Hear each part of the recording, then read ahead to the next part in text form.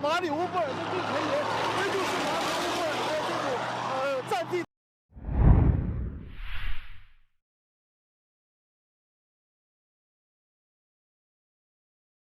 Hello, folks, and welcome back to Chris Wyatt. This is Colonel Retired Chris Wyatt, U.S. Army, here with an update as day 13 is ended and day 14 of Russia's invasion of Ukraine is now underway, March 9th, 2022. On Tuesday, U.S. President Joe Biden held a surprise press conference for many around the world, announcing that he will block sale of Russian oil and gas in the United States. While folks may get excited about this, it comes 9 months too late, and this ban won't immediately cripple Putin's economy. Russia accounts for just 3% of U.S. crude oil imports, and Russian oil accounts for just 1% of the crude oil processed by U.S. refineries. Now, not only will it not have an impact there, but it won't really hit Russia immediately either. Biden's effort to stop oil and gas imports and new purchases is in effect as of today, but those with existing contracts have 45 days to stop deliveries. So we'll continue to see Russian oil pour into the United States for the next month and a half. New Delhi television now claims that Russia has proposed a ceasefire for today, the 9th of March, 2022, to allow people to escape through humanitarian corridors. U.S. intelligence officials say Russia is facing setbacks in the Ukraine. Well, welcome to the party, folks. We really needed people at the CIA and the Director of National Intelligence to tell us that. You think we couldn't figure that out all on our own from social media or from the news cycle itself, the pro-Ukraine, anti-Russian media? We kind of figured that out. But just in case we missed it, CIA director says Russian President Putin's assumptions about Ukraine before the invasion turned out to be profoundly flawed. Avril Haines, the director of national intelligence, stated that we assess Moscow underestimated the strength of Ukraine's resistance and the degree of internal military challenges we are observing, which include an ill-constructed plan, morale issues, and considerable logistical issues. And where have I heard this before? Oh, that's right. I told you this on day 1 and day 2 and day 3 and day 4 and so on. Only now do we hear this as an unprecedented disclosure of analysis and assessment from classified agencies. Avril Haines also added that it remains unclear whether Russia will pursue a maximalist plan of capturing all of Ukraine, and that if it does, it will be especially challenging for Moscow to hold control of the country. Now, where have I heard that before? Oh, yeah, right here. Also told you that geopolitically, it makes sense for Russia to invade to capture the eastern third of Ukraine up to the Dnieper River and incorporate all of that into Russia proper, since they've already annexed the Crimea under Barack Hussein Obama's watch and Joe Biden's watch. It makes sense geopolitically to take the eastern third, which has a large Russian minority and is much easier for Russia to swallow. Not easy, but easier. Taking the rest of Ukraine could prove to be quite challenging, particularly given in the southwestern corner of Ukraine, which is mountainous and could serve as a redoubt for guerrilla fighters. President Zelinsky calls Sleepy Joe's bluff on supporting Ukraine. In a surprise move, the U.S. is stunned by Poland's fighter jet offer. The Polish government stunned Washington on Tuesday by announcing it was ready to transfer all of its 28 MiG-29 advanced fighter planes to the United States, with the understanding that they would be handed over to Ukrainian pilots fighting off the Russian invasion. The move, which came with a request the U.S. supply Poland with used jets with corresponding capabilities, F-16s, came after a week of back and forth negotiations between Washington and Warsaw over transferring the jets to Ukraine. Now, these jets are needed to fight off the Russians. But after vociferous denials by Warsaw that it was even considering donating MiGs to Ukraine, this offer arrived completely unexpected and caught the Department of Defense and the Department of State and Joe Biden completely off guard. So Zelinsky called Sleepy Joe on his bluff. In its own statement, the Pentagon on Tuesday dismissed Poland's offer floated hours earlier to transfer those MiG-29s to the U.S. for delivery to Ukraine. They were to fly to Ramstein and then be flown to the Ukraine. Pentagon Press Secretary, retired Admiral John Kirby, said in a statement that the Pentagon did not believe Poland's proposal was tenable, just hours after Polish officials released a statement saying the government was ready to deploy all of its MiG-29 fighter jets to U.S. Air Force's Ramstein Air Base in Germany so that they could be provided to the Ukraine in its fight against Russia. Kirby had the following to say: "It's simply not clear to us that there is a substantive rationale for it. We will continue to consult with Poland and our NATO allies about this issue and the difficult logistical challenges it presents, but we do not believe Poland's proposal is a tenable one." Then why did you lead people to believe for the past week that you were actually working on this particular thing?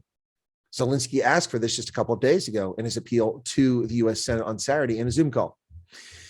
Why did you let the public believe that you're actually considering transferring F-16s and then you backed away from it? This is a completely broken administration with no concept of geopolitics, no concept of operational military events, no concept of geostrategic planning or strategic communications. They are utter morons.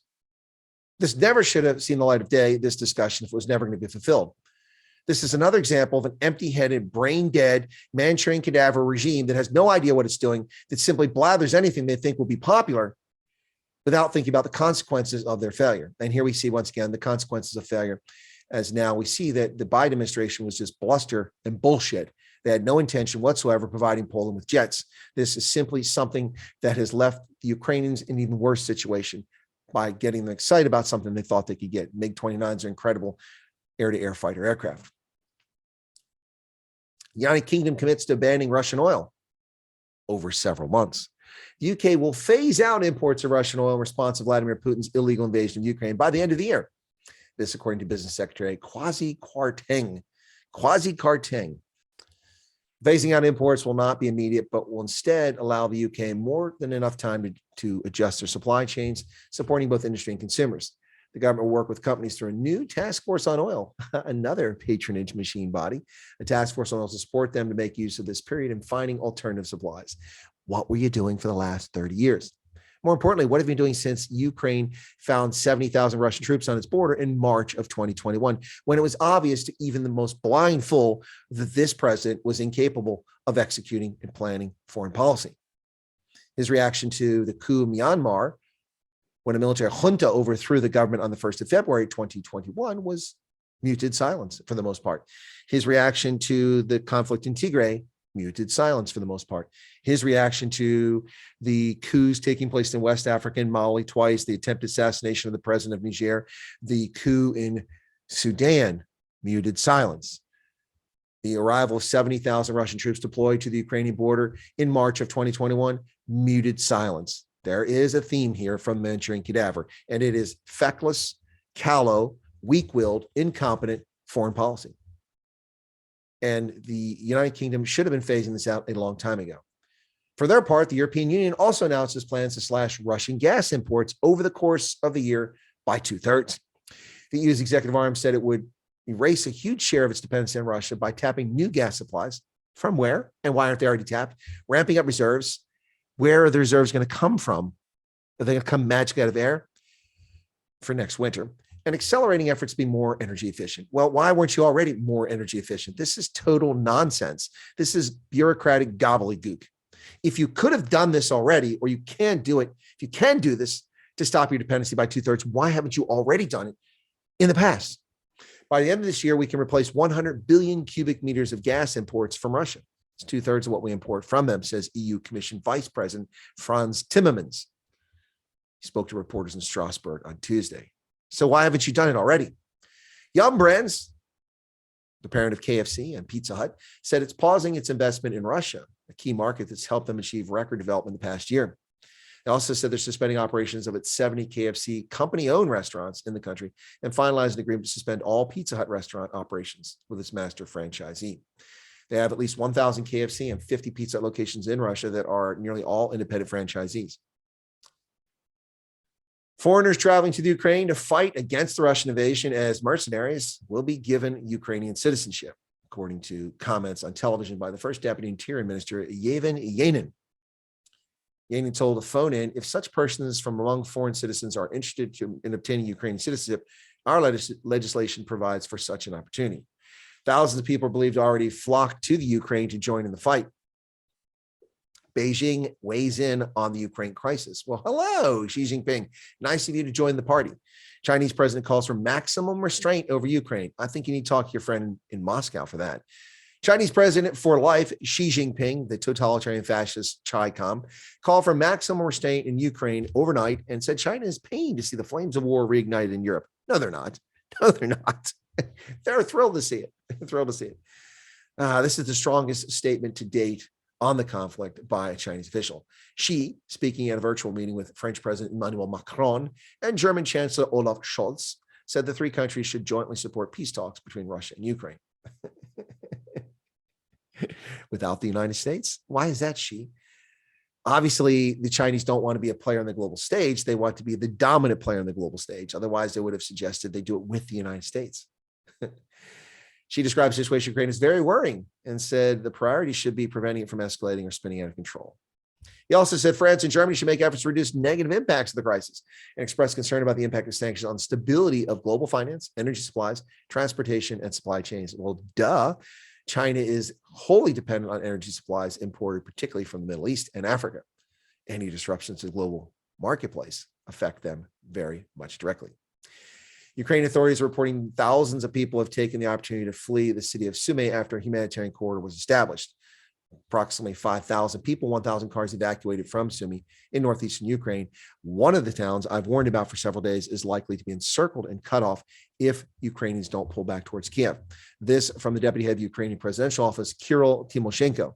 United States may not be accepting Polish MiG-29s at Ramstein for transfer to the Ukraine, but they are sending Patriot missiles to Poland.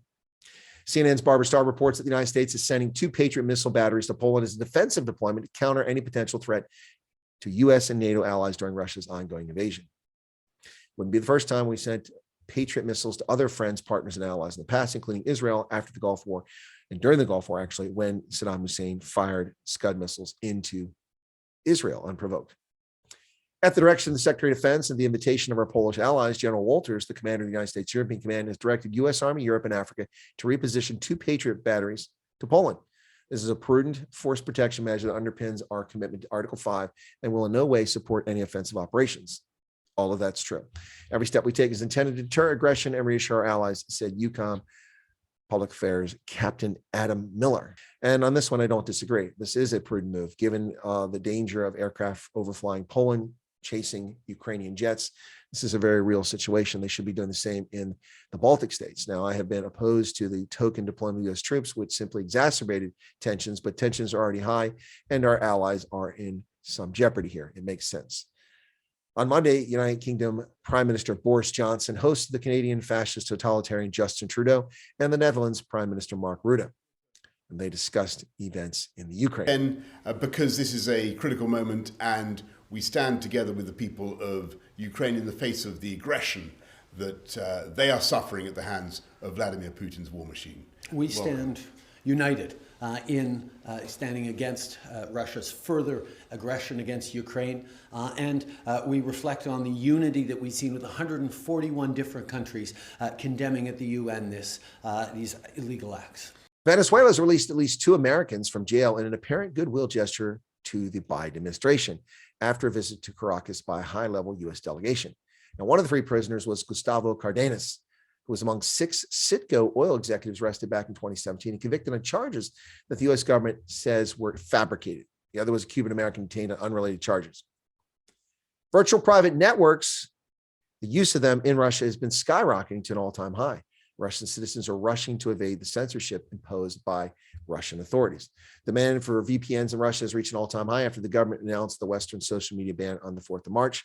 The government banned Twitter, Facebook, and several independent news outlets, which is a tit for tat, given that they've been deplatformed everywhere in the United States, with the exception of Odyssey, it appears at the moment.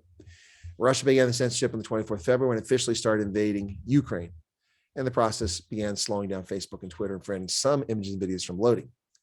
Last Friday, the government went a step further in trying to halt the information that Russians are getting by blocking Facebook and Twitter and introducing new laws to make contradicting the government's narrative on the invasion illegal for journalists. All journalists, not just Russian journalists. Lumen becomes the 2nd major American internet carrier pulling out of Russia. Now, this is likely to increase Russians' isolation from outside information. Lumen became the 2nd top U.S.-based carrier to make such a move in recent days, following Friday's announcement by Cogent Communications. Taken together, these moves are likely to make it harder for Russians to gain access to international services, such as news sites and social media based in the West. The U.S. ban on Russian energy is likely to exacerbate the global energy crunch. Although the ban's effect in the U.S. is expected to be minimal, it will affect the global marketplace. It's not merely symbolic. Oil prices are set globally on a global market. Oil is a fungible commodity traded in dollars. But the average U.S. gas prices are now $4.17 a gallon, according to the American Automobile Association. That's the highest nominal level on record, beating previous highs set back in 2008. Adjusted for inflation, gasoline set a real all-time high of $5.26 back in July of 2008. Ukraine's energy minister says Russian military units are allegedly torturing staff at the Zaporizhzhia nuclear power plant to force them into making a public statement. Herman Halushenko made the allegation in a social media post where he said the operating staff had been held hostage for 4 days. Let's take a look now at the United Kingdom Defense Intelligence Ukraine battle map on Ukraine for the day 13. You'll see here virtually no change on this map. Little territory has changed hands between Ukrainians and Russians on day 13. Day 14, with Russia apparently calling for a ceasefire of sorts, we may see little gains by either side today.